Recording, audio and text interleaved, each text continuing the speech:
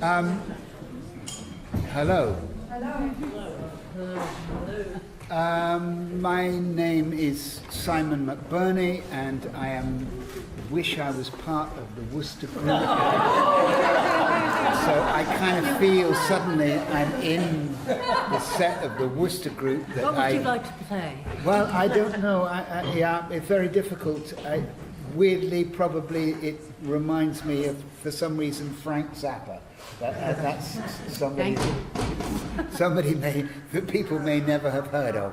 Oh no, come on.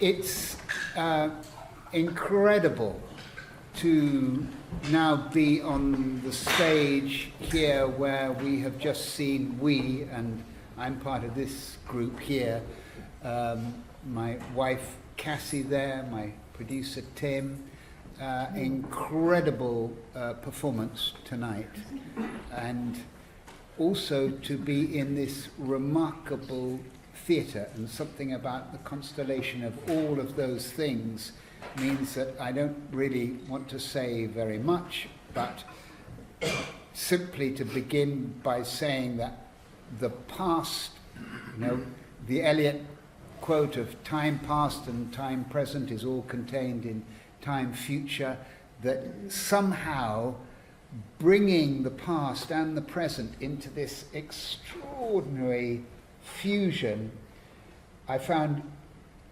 totally engrossing, every single moment, and also very moving.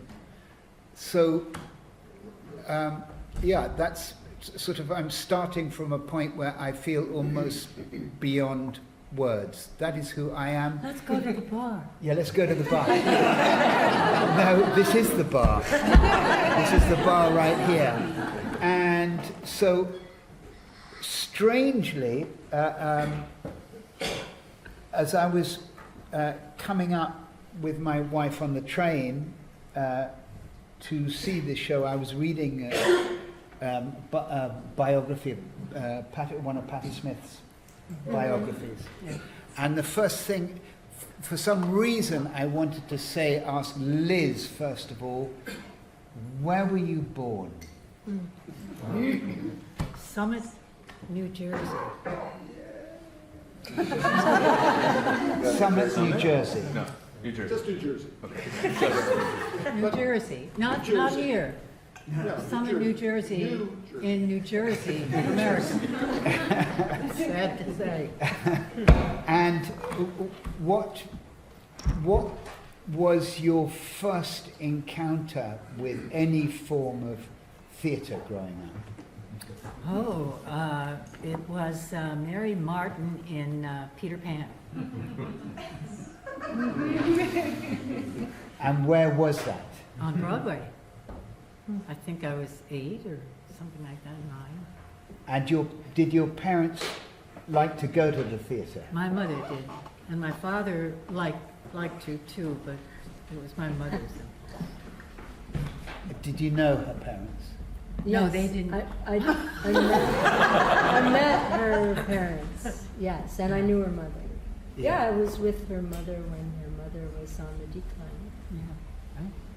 Yeah. And so, was there anything in that show which you took home and went, I want some of that? Or what happened? What was then the next piece?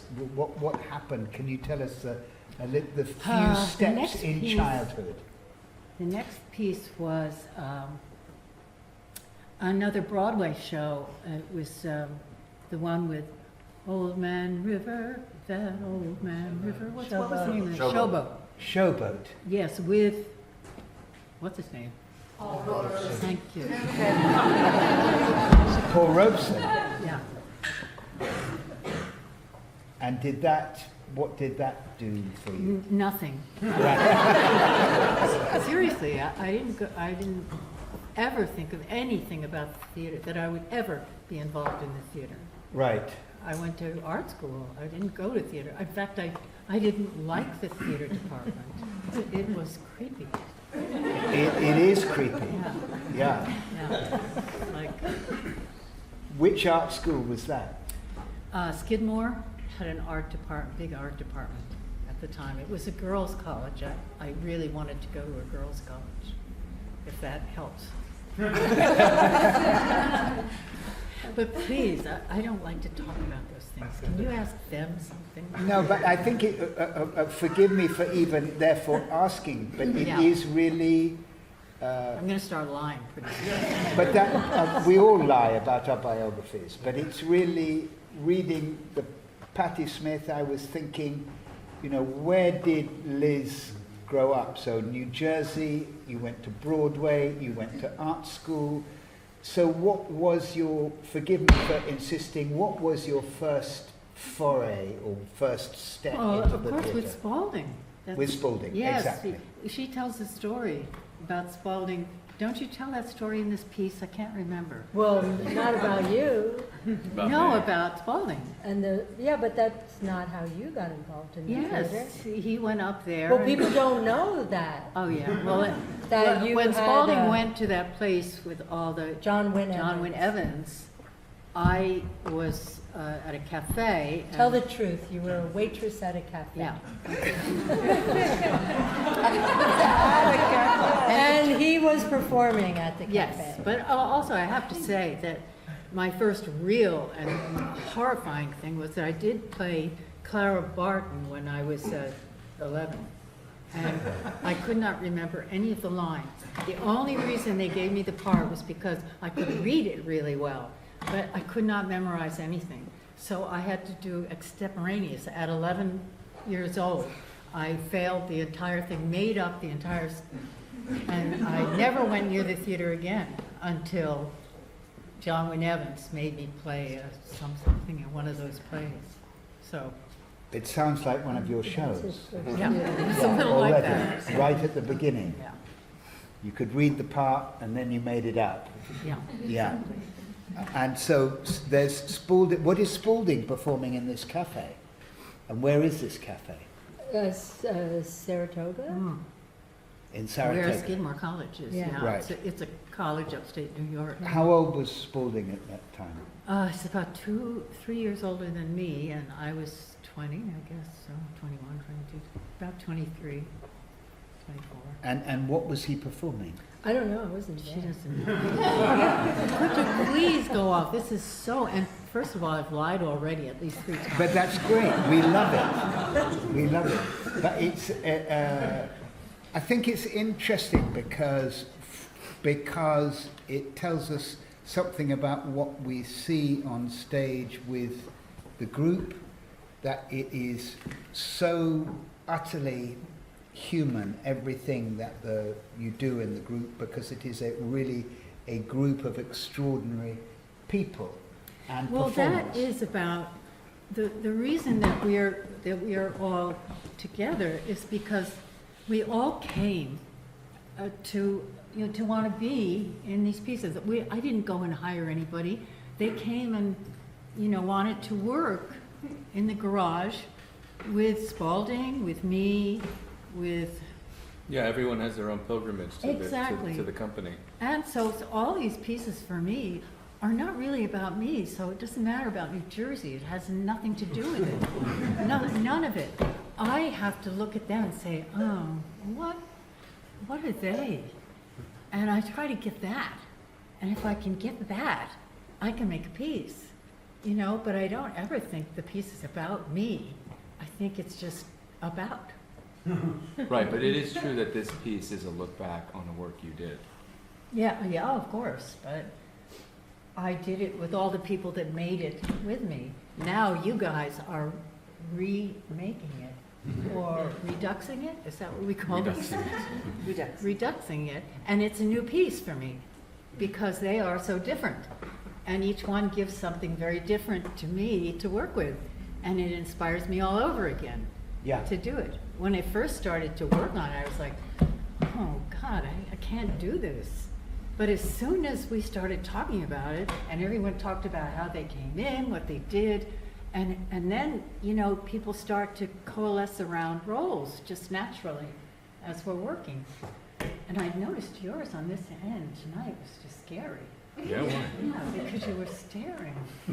More than ever, you know you were. I was? I think it was because you were sitting there. Yes, that's right, I knew it. But you know what I mean, it's really about the people that I work with, and I couldn't say that I identify with anybody in the piece, I identify with everybody. The first person that talks, I go, oh, that's me. But it's so instructive to us to hear that about Peter Pan, Old Man River, the cafe, Spalding, and the fact that it is not about you, but a coming together, because it gives a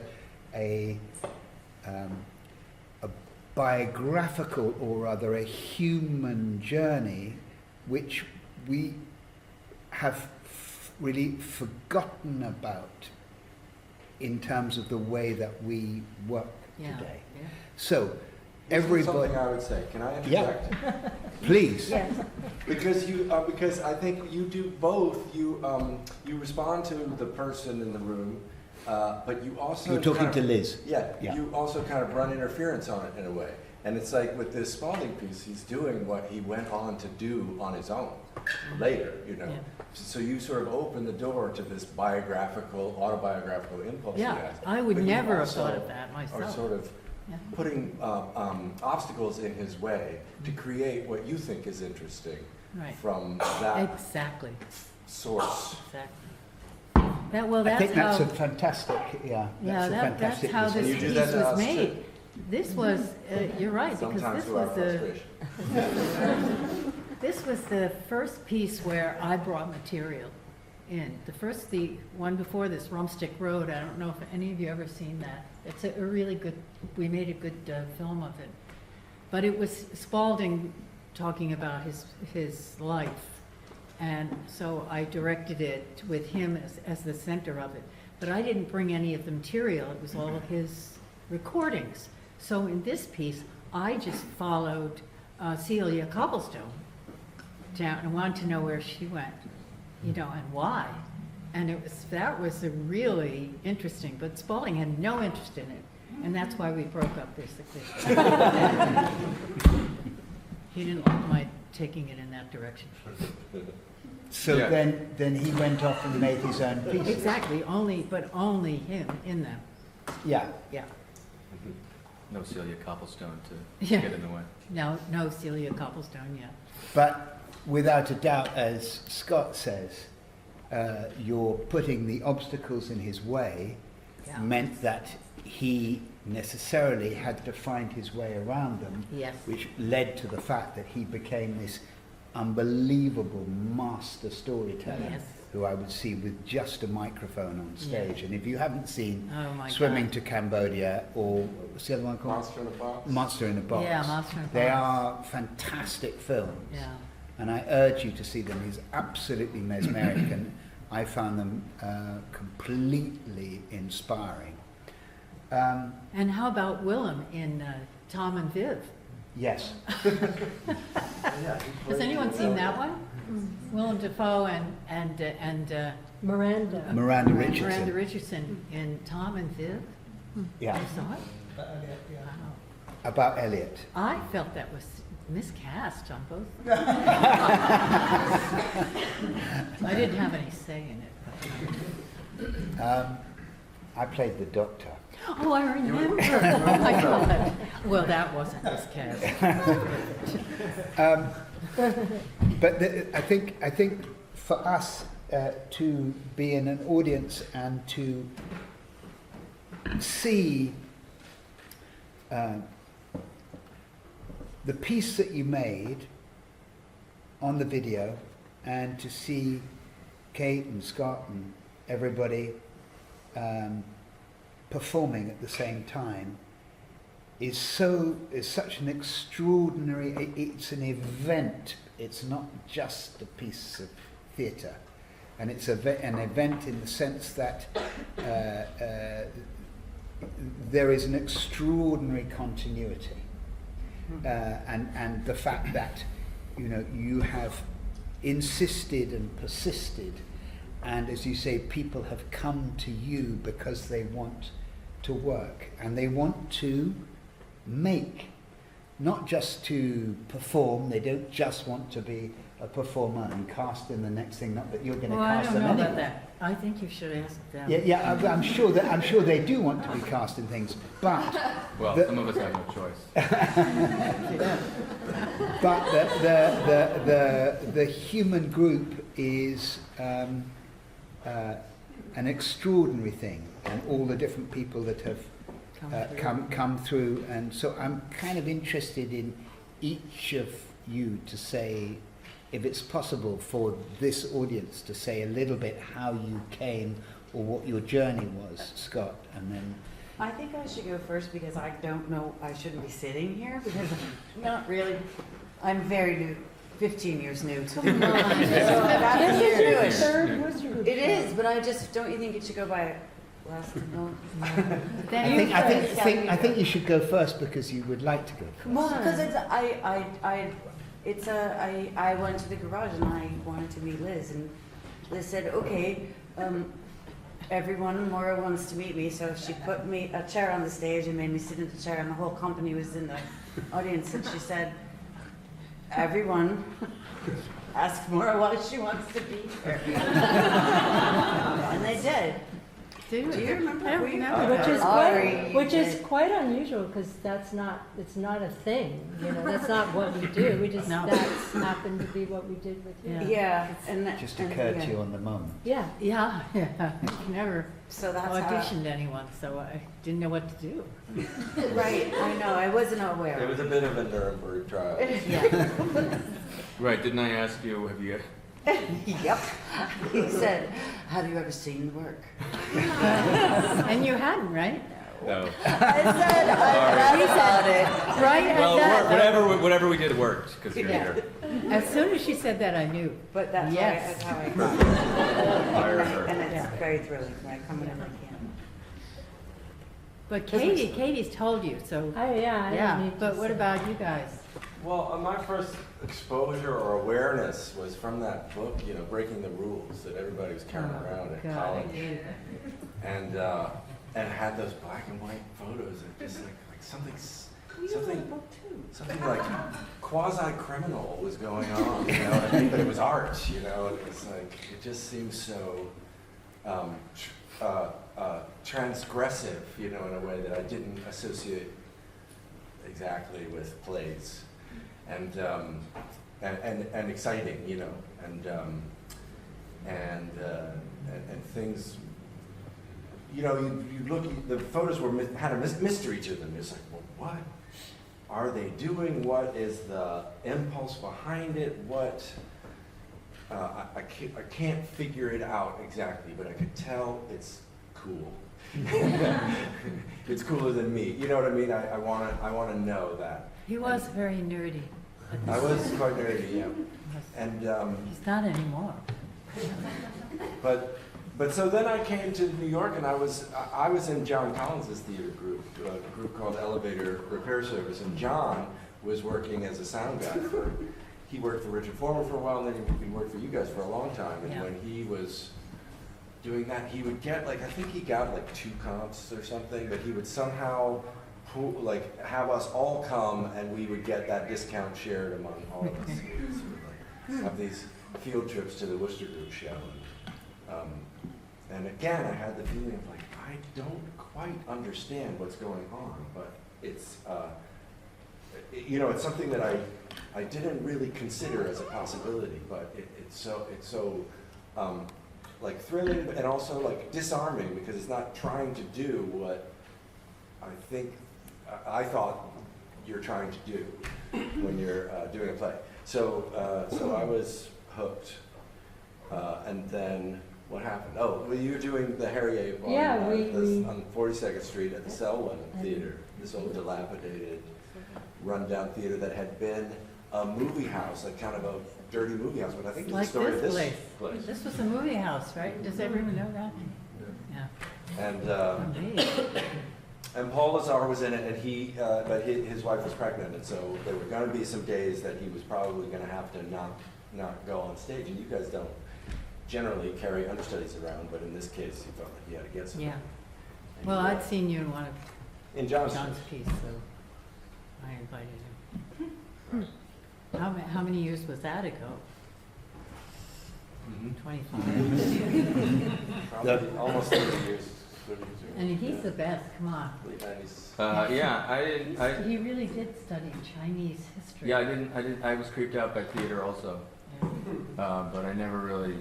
It was always around me, and so I studied history and thought I don't know what I would do with that. But some friends of mine who I went to school with, when I graduated, I was in New York City, and they said, well, they took me to go see Robert Wilson's The Black Rider, and it was beautiful, and I'd never seen anything like it. I had never seen anything like that or anything like your work. And I was with Bonnie Marenka for some reason worked at my university, and so I went out with her and her husband. She was an editor of the Performing Arts Journal, and my friends and I You were all know that, I'm sure. some journal in New York City, and we were so excited by this thing we saw. We said, how can we do more of this? And they said, well, you should go to. It doesn't really. This kind of work doesn't exist really anymore. You should go and see open rehearsals at the Wooster Group, which What year was that? 1995. 1994. Wow. But there weren't open rehearsals at the Wooster Group, so I went and interned there instead. And I didn't see any shows, but I was really seduced by the space. I love to work in that space. I like getting people coffee and answering phones. Really and good at it was that. my favorite. It was my favorite day of the week because I got to be in that space with. I didn't even know who these people were. And then I finally saw a show, Brace Up, and it was, it kind of broke me. And then Willem had to go do a film, or he was going to maybe go do a film, so you needed someone to replace him in Fish Story going to Bogota. So you put him in my, I guess there were like, at the time you were doing intern meetings, so you somehow you knew maybe who I was, you're like, what about that guy? I don't know. No, Katie. Oh, yeah. did We said, we only did that for a short period where we felt the interns needed attention, so we had the intern meetings so we could get to know them. And then when Willem was going away, Peyton and I said, well, let's get that intern with the nice voice. Yeah. And so that was you. I said, oh, all right. Yeah, no one knew who I was there for like 2 years. I liked being anonymous. Like I didn't think I had any ambitions to work there. I just loved being there. Anyway, so it was before we were really working with in-ears a lot, but Yeah. you put Willem's performance in my ear. And Easier than having him memorize it, that's for sure. that was the audition It was process. Andre and the Three Sisters, Yeah, right? yeah. Right. And so when you do that, you really have no sense of that's part of the idea, is you have actually no sense of what you're doing. So then when it was done, they said, well, let's see if he can dance. And then I was like, oh, maybe I can do that. My mother's a dance teacher. Maybe I have a shot at this. Because And we- Willem is a very good dancer, so we needed somebody who could Yeah. dance, and Yeah. Ari. So then a couple of weeks later, I was in Bogota, Colombia, and that's it. Yeah. Who's not? We have several people over there, but I can see they're too shy. I mean, what's sort of fun to know? I mean, I don't know. I think the important piece is that everyone has a different way of getting there, and we all kind of. Yeah. Liz is so open. Liz is so Yeah. open to new voices. Oh, No, but not in like a way that's like. I mean, not in a way that you feel open and welcome. Just like, that's simple. No, but just like young people are always coming through. She's Yeah. like it's. But also, the other thing that we forget is those guys. That's what I mean. Yeah. That's what I was about to say. Well, Like the young yeah. technician, the Yeah. technical artists. We who have come the through. technical artists in this piece are just divine. They're younger than I am. Only a little bit. And they have been tremendous all the way through working. I'm always working with new technical things and new technicians. But I've been like blessed now because the guys who are coming are just, and the gals too. But these are guys, unfortunately, don't take that no, I. Michaela. No, they're not. all Well, that. Michaela. Let's yes, just but say Michaela was The here. people. These are, yeah, they're people, they're them. And they are great too. I wish they were down here because they could talk about this too. Where is Dom? Has been the guy that the video guy is. Where is he? He's living up there now. He's living up there. Are you up there? He probably left. Anyway, they are also like the rest of us. They stick around and they help make the piece because they're there from the very beginning. And in fact, some of our technical people become actors and they go back and forth.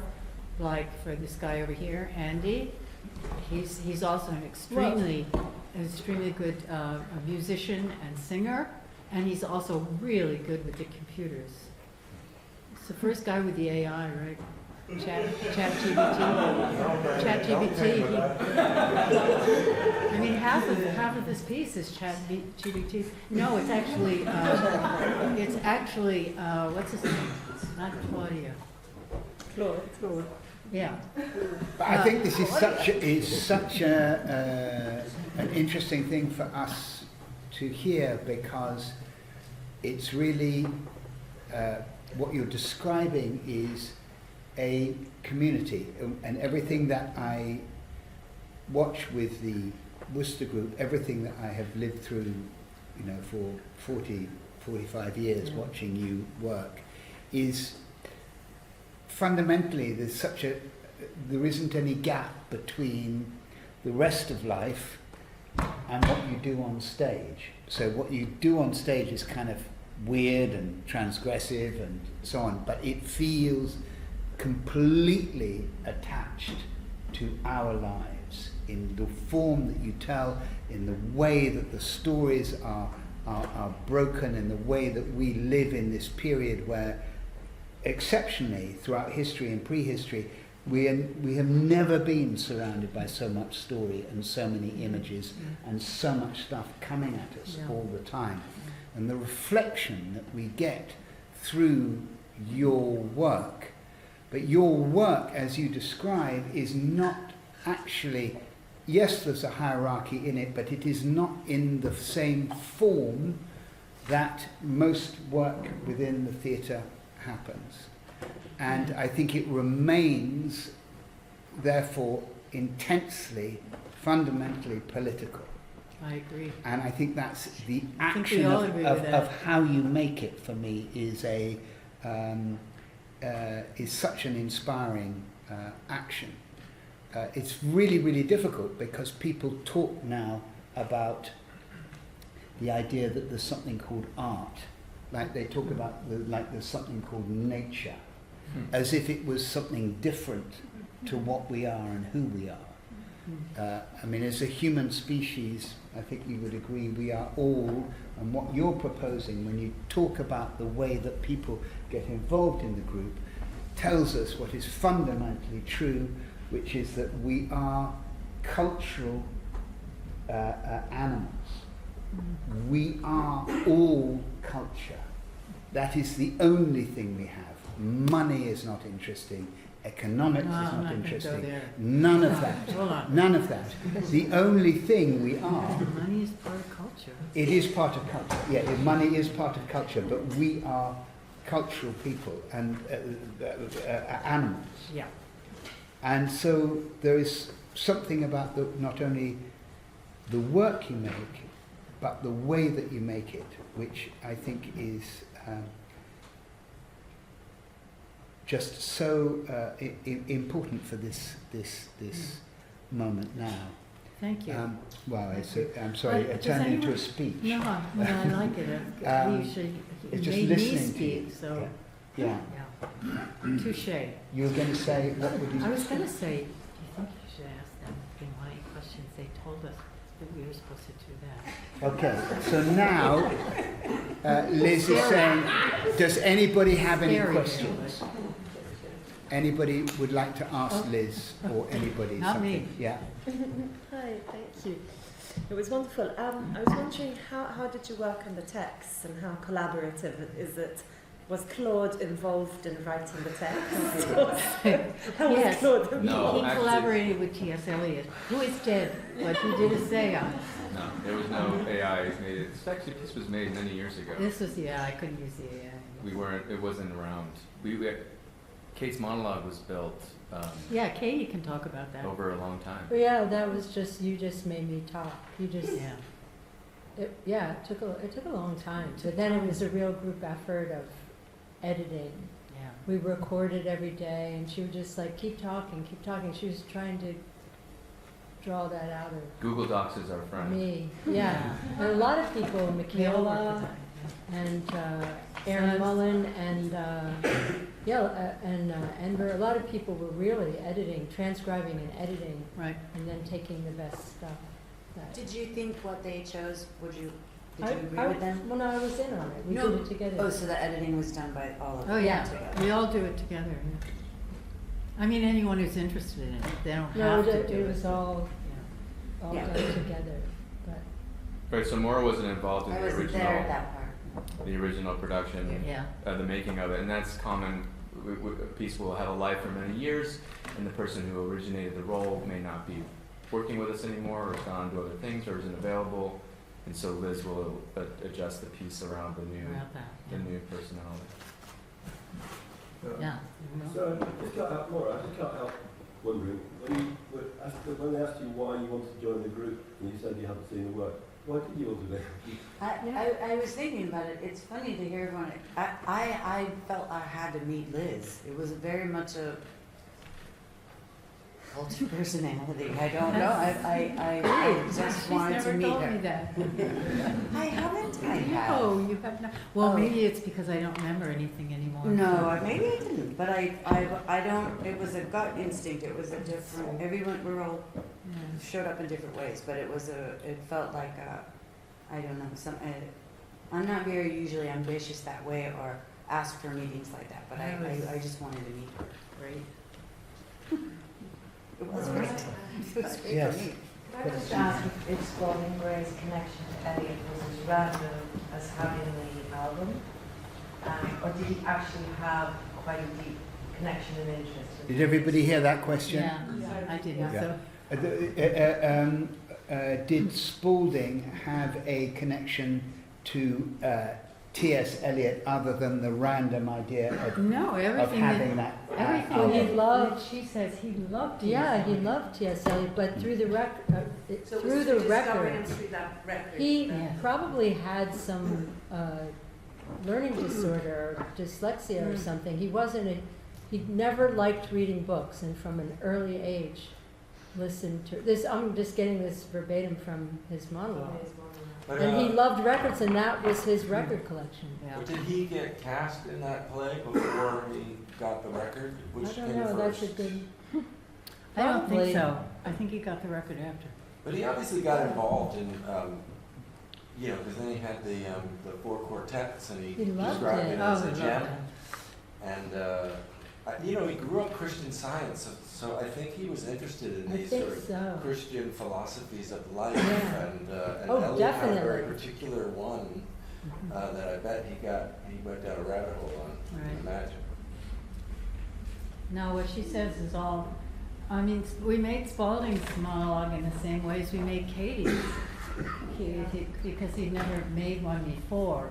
The one that was in Rumstick Road, a lot of it was taken from tapes. But he would talk and tell stories, and we would edit. So, it was, Yeah, over there. Yes, many, many years ago, I remember watching the South Bank show. And I was a young person, I'd never seen theatre before. And I just turned the channel on, and there you were, the Wooster Group. And one of the things that stuck with me was when you talked about editing, when you were watching TV, and you edited, like, you just changed channels. yeah. Yeah.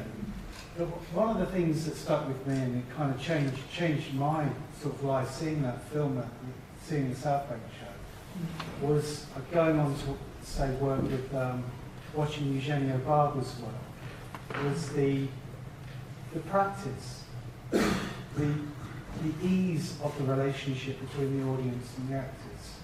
And that always stuck with me with him, the quality of his editing, the quality of the performance, the way that the actors and the relationship with the audience. I'm just thinking he went about it through like years of training, like Grotowski's work. But your performance tonight reminded me of like, I think inside the skeleton of the whale, it's called by Barber's company. And it was the relationship at the beginning of the piece. It was so easy. There was no tension. It was as if usually we fill up performers with performance information. In your performance, it was just relaxed, telling the story. I'm just thinking as performers, how do you have practice? Or is it, where does that come from, that kind of ease? Is that in the family of the group, that you've been together for such a long time? I think it's in rehearsal. I mean, we rehearse a lot and for a long time. I don't think it's only that. Well, I don't know. It's something that attracted me to the work too. Was like I first saw Sakana Point, Rumstick Road, and Nayatt School, and my world was changed because you could see all the wires. There wasn't. There was no suspension of disbelief. The technicians were on stage, and you didn't have to. There wasn't a fourth wall. It wasn't realism. It was a kind of neo-realism where everything was so real that technicians performed and performers did technical things, and it was just open like that. And I think certain kinds of people get attracted to working in that way with Liz. And Spalding said something really good in an interview once, where he said that Liz was interested in not casting actors in parts, but interested in the performer as human material, and finding what material would be good for that person. So that's really different way than a lot of theater gets made around a play and a playwright and casting the right actor, and so maybe it's the casting person who's really finding the right chemistry. But for us, Liz is interested, as she was saying earlier, who are these people and how can I set them up and so they can be who they really are, or have them channel somebody else so they're somebody new. So like 1 + 1 = a third thing. But I think, but also we do rehearse a lot. Yes, we do. Well, also this thing that we do quite a lot of with in-ear feeds and on the monitors facing the actors that they respond to and get movements from ends up being a kind of training.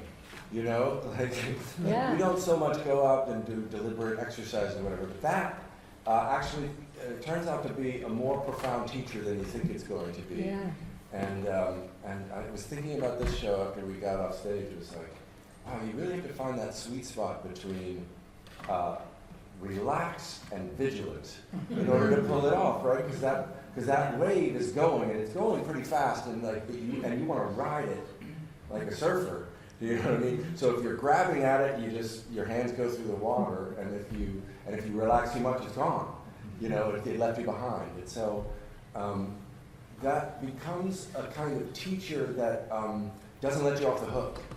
And so over years of doing it, you come to a certain kind of understanding that is a performative understanding about how to be in a room with the pressure on and the people there and the clock racing. Now, I know that we don't have so much time. In fact, we've apparently run out of time. But can we take, if everyone's okay, we take, let's say we take 3 questions, so then we can see where they land as a final bow. Is that all right? Yeah, okay. So a question here, and a question there, and then this man at the back, yeah. Hello. This is my first Wooster Group. I'm interested how something that is so inherently like throwing the book on the floor, throwing the play on the floor in its origins, right? In, oh, okay, this is the origin, and okay, fuck it. How do you then combine that with this like inherent like verbatimness of like making something about a show that's already been, and I'm so like I was amazed by how loyal you were to those clips. But loyal To the text. Okay, to the video. the question is how you throw the book on the floor and yet remain so technically yeah, like powerful. when the essence of the piece is throwing the book on the floor. Fantastic. And Yeah. Mine's related actually. It's about, let's hear your thoughts on performance's relationship with history and historical memory, and what performance does, what new insights into the past it gives us that text does not. And I think in the Town Hall Affair, putting Jill Johnston's essay in that Redux reenactment, you excavated that event and it gets completely to a different history to that event. It's a story about second wave feminism. So Yeah. yeah. Oh, I would love to speak to and that. just the last question, and then we can. Yeah. Very simply, how does the choreography work? It's just stunning. How do you choreograph in a classic way, or do people do their own thing? I saw the show in the Riverside years ago, and you all sat at a table. I remember. There was no movement. This show? Not this show.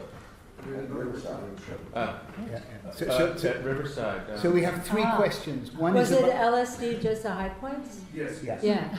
So one is about That's a good choreography and how you answer do to it. that, Yeah. too. Another question is about the Doing away with the text and the loyalty to the text at the same time. exactly. Yes, And the third question is how you throw away the rule book, yet at the same time you're so disciplined in what you do. So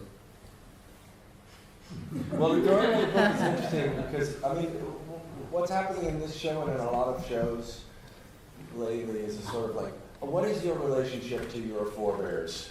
You know what I mean? Like, Yes. culturally, right? And this is a sort of a way of like, very literally enacting that. Like, put the recordings of them in you and try to channel it, and what do you find out?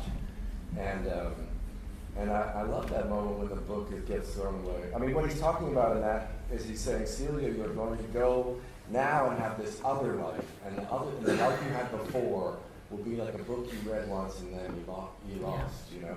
And so it's about sending somebody into the future, into something that's related to, based on. It doesn't deny what she's been up until now, but it's a new beginning. You know, and it's sort of like, that's what when we go back to the recordings, it's to use it as a springboard into something else, some new creation. Oh, and what about the choreography? Well, the choreography for this was, we were copying the children in the film, and the Ron and Libby and Spalding and the children in the film. We had that 16 millimeter film, so we try and be like channeling their voices, be with the movement, but also interpret the camera. The camera moves, to get that in there too. So we all work together on developing that. Yeah. But originally, I had to deal with that with children, and they didn't know what to do. So you can see a lot of them were carried places because they'd never done any. We just got them, you know. So I had to choreograph because they couldn't go fast enough. I had to figure out Have ways. Libby pick them up and put them places. Yes, put them places. And if you see, you're saying to Suz, who's playing Ursula in the piece, or playing Lavinia. Ron was whispering all the lines to her. That's why she's going like this. He's going. Because she was a kid and couldn't remember her Yes, lines. she was only 9, you know. So, and so I had to figure out a track along the table. So I put a track down where they would follow. I would say, you know, okay, now you have to go down there and stay for 3 seconds, you know, until they go and go 3 seconds. And now you have to pick this up and go like game structure, you know, kind of like that. But it was really fun because then they started to get the idea of it, and they made up all the stuff on their own. Because it was like a game board too, because Yeah, they it's a had game marks board. on the floor. They had all the marks. You see where them they- like look down and like hop Yeah. on their mark. Yeah, I've taken them away, but they had X's and Yeah. O's and every kind of thing, so they would have to know where to go. And then, But you know, one person who, well, two of the people were really good at it. The one that Andy plays, Michael Rifkin. Michael Rifkin. Alex was- McCullough, Yes, yes. he really had a voice. He knew what he was saying, and so did, of course, Tina. Tina, Yeah. that Katie plays. Well, Spalding had met Tina and Michael. They were just in grade school doing Shakespeare. No, they were out in the park. In Washington Square Park. And so he picked them out. Yeah, and there was a workshop you guys did with kids. Yeah. But Ursula was the best friend of one of them or something? What's that? Did Ursula Where did get there Ursula because she come was Yes, she was the friend? best friend of Tina. She was But in she was doing absolutely Shakespeare. like stunned every night. It was like, oh, where am I? You know? And then Eric Moskowitz, who's Peter Quilp, was a Yes. painter's son. who Yes. was- Yeah. She lent him to. But Does then what anybody want to what we speak have, to what this? we have that they didn't have, right? Is that we have all these. You can't see, but there's like it's like a sports bar in here. There's so many monitors facing us, and we use that as a copy. reference for our physical choreography. So we have a kind of like multi-dimensional reference for Right. using to recreate what's happening, what they did on stage. And then What for you did with the running around the wire, I was inspired. Shaking the wire and then the running around and dancing on it. I'm just going to translate for her. He thought that the thing I did, dance I did, was inspiring. And is it, He's a good dancer. speaking to this man's question, you said. oh yeah, Yeah, the yeah. Jill Johnston. Oh, yeah. Well, Mara is the one who brought the documentary in, Town Bloody Hall, and said to Liz, I think you could do something with this. And then when we were working on it, Liz, you know, we read all the books of the writers in that, Germaine Greer, Jill Johnston, Diana Trilling, Norman Mailer. And it was the debate about feminism at Town Hall that got wildly out of control, with Jill Johnston trying to disrupt it. And in her book, Tarzan from the Trees, you know, that great essay, it's the whole thing about, did she succeed in disrupting the event, or did she fail and humiliate? She was conflicted. And Liz wanted to frame the whole debate with Jill to make it her story. And instead of having Norman Mailer dominate which he kind of did, Yeah. because he's such a good performer. Kind of like you went to see the cobblestone. Yeah, Yeah, exactly. Yeah. yeah. I've really had to ferret those women out from the literature of the past. But also the throwing the book, just back to that a little bit. There's always when we're going back and looking at sort of older, you know, or relics or older artists. There's always a very fine line between devotion and parody, and Irony. and irony, right? Better word, irony. And we're so rigorous in the attack on it, but always there's a kind of, and I think this speaks to Liz also as a person, a sort of self-deprecating element, or something that cuts the devotion slightly, and so it's both things at once, and that's always a delicate balance. Yeah. I think all remains for me is to just say thank you to you and to everybody here and to the theatre, but just this, I think it's an incredible gift for us that the Wooster Group is here Well, now. not No, to but- cut you off, but it's like a real special thing for us Yeah. to be here Oh, my in goodness. London, but and with you guys. But the why not? Let's see as it is. Anyway, I would so, just, one last thing, I would just like to thank the, what do they call that? That gives us the ability to do these things, the Elliott Estate. yes, the Elliott Estate. I mean, my Gave God. us the, We don't usually get on so well with the estate center. So it's really special. special. Yeah. Yeah, you had a problem with the Arthur Miller. With Arthur Miller, with Harold Pinter, He with apologized. Tennessee Williams. later. They took those away from us after we worked very long. Yeah. But we never thought we'd be able to do this here in London. So thank you, everybody. It's just lovely to be here. That's all I have to say. And Thank let's you. go to the car.